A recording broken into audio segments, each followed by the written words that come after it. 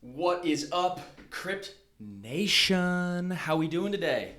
I'm doing great. How are you? I'm doing fantastic. We're here in our new studio. Yes. Same studio, different setup. Still a work in progress. Still a work in progress. But we finally got everything. The wheels are moving. We got a lot of big news. This is Today in Crypto episode 22. 22. The date is the 20th of August, 2019. Yep.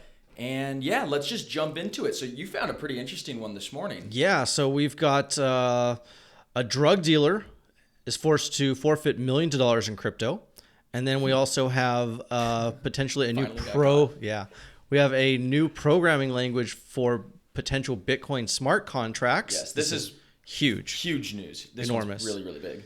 And then in some smaller news, we have Coinbase hiring a former employee of the SEC. The head of the SEC cybercrime unit. Indeed. Pretty big. And then Rakuten, the Japanese Amazon, Yes. is embracing crypto. So let's dive in a little further. Yeah, let's see do what it. we got here. Talk about this drug dealer. So I hate when we always associate, not we, but the crypto community in general associates, crypto and drugs. But I think this is a good story that finally one of these fuckers got caught. Yeah, so he was actually from here in San Diego, believe it or not. So he was caught, convicted of selling all sorts of stuff. He was only sentenced to 70 months in jail, which in the big picture with good behavior and stuff isn't that long. It's maybe 5-6 years. 5-6 years. So he had millions of dollars in Bitcoin, Ethereum, Stratus, and Monero that he kept on Bittrex and Poloniex, U.S. exchanges. Yeah, so, of course, it can easily be seized by law enforcement. If he kept his own private keys, that may have never been found. Yeah, what was this guy? He must have been smoking his own supply. Yeah. He's keeping his own cryptos on exchanges, Yeah. which is a bad practice. I think that's even dumber than dealing drugs for a living. So he could have come back out and lived a good, honest life with all that money afterwards. But instead, he's fucked. He's fucked. So we have a new scripting language from Peter Wheel. How do you pronounce his name? Wheel? Sure. Sorry, Peter, if you're out there listening.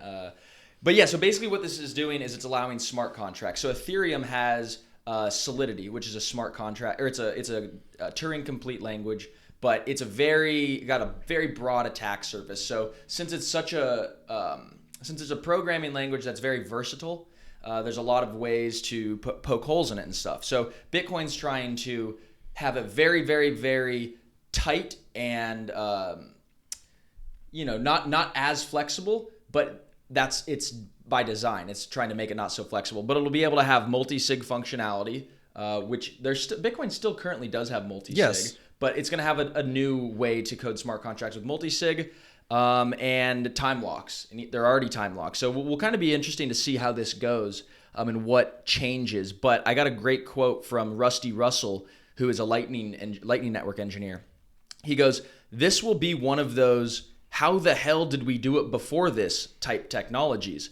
Unsexy and vital." So this new scripting language is called Miniscript. Again, it reduces the complexity in the attack surface from something like Solidity and Ethereum. And the two implementations are going to be C++ and Rust. Wow. So if you're a developer, check out Miniscript. It's funny because all these Bitcoin maximalists that have been hating on Ethereum forever have argued, we could run smart contracts on Bitcoin if we really wanted to.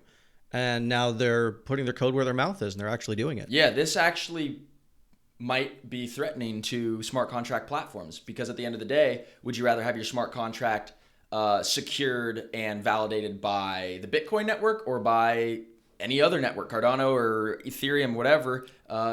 Those are much more easier to attack. Yes. However, the scalability issue then comes right back into the forefront with Bitcoin. Right. But with Lightning Network, it's going to be infinitely scalable. Yeah. Theoretically. Can smart contracts work on Lightning? Yes. Wow. This is bad news for Ethereum and everyone else. Yes. Moving along, Coinbase hires a former head of SEC cyber unit. So this is the guy. Mr. Cohen, I presume, has joined Coinbase. He used to be overseeing the Kick lawsuit and then just left his post last month. Yeah. And we reported on this last month when he left, and we're like, oh, well, this is going to be interesting because typically people leave the public sector in order to go to the private sector. And so we figured, he's been prosecuting cryptocurrencies I wonder where he's going to go. And he, sure enough, goes to Coinbase. And lastly, big news coming out of Japan. Rakuten. They're the Japanese Amazon. They're huge. And they just launched. They talked about launching it last year or early this year, about like January, February this year. And just yesterday, they launched their mobile wallet. So every Rakuten user, tens of millions, will be able to have BTC, ETH, and BCH wallets. So and they can purchase anything on that site with crypto. Yeah. That is huge news. Super huge. Wow. So we're excited. So stay tuned. I'm sure there's going to be more developments coming out of that. But that has been Today in Crypto. Short and sweet. What a phenomenal day. Phenomenal day. See you tomorrow.